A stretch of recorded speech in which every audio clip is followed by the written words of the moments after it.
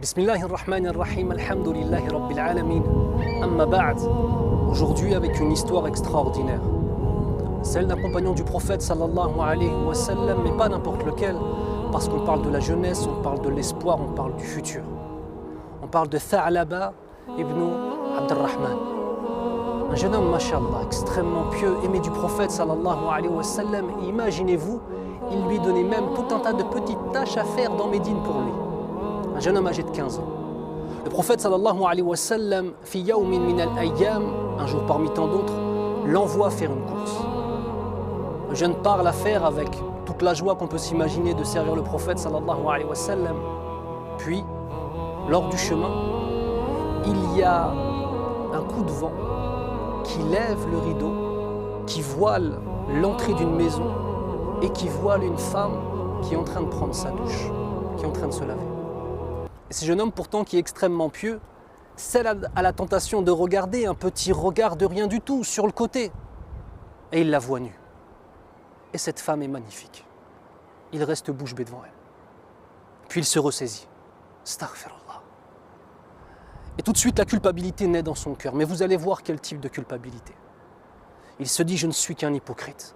Je suis au service du prophète sallallahu alayhi wa sallam.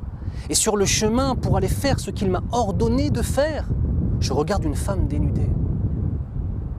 Il n'a pas le courage de rentrer et d'affronter le regard du prophète sallallahu alayhi wa sallam, car il se dit, un verset va descendre pour dénoncer mon hypocrisie. Allahu musta'an. Alors il s'enfuit. Le prophète sallallahu alayhi wa sallam l'attend, voyant qu'il ne revient pas, commence à se faire du souci. Une prière passe, deux prières passent. Tha'laba n'est toujours pas revenu. Alors il envoie deux émissaires qui sont Omar ibn al-Khattab radiyallahu anhu et Salman al-Farisi radiyallahu anhuma. Il le cherche dans Médine, il ne le trouve pas. Un jour passe, deux jours passent, et au fur et à mesure que les jours passent, le sentiment de crainte qui est dans le cœur du prophète sallallahu alayhi wa sallam ne cesse d'augmenter. Il a peur pour Tha'laba.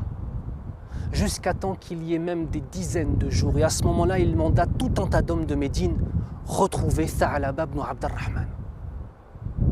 Jusqu'au moment de partir sur la route de Mecca, Omar ibn al-Khattab radiyallahu anhu et Salman al-Farisi questionnent un groupe de bédouins. Avez-vous vu, pour la 10e fois, avez-vous vu un jeune homme de 15 ans qui répond à telle description, qui est comme ceci, comme cela? Tout le monde dit non, on ne l'a pas vu. Excepté un qui leur dit, pardon, est-ce que vous parlez du pleureur? Ils disent, qui est le pleureur?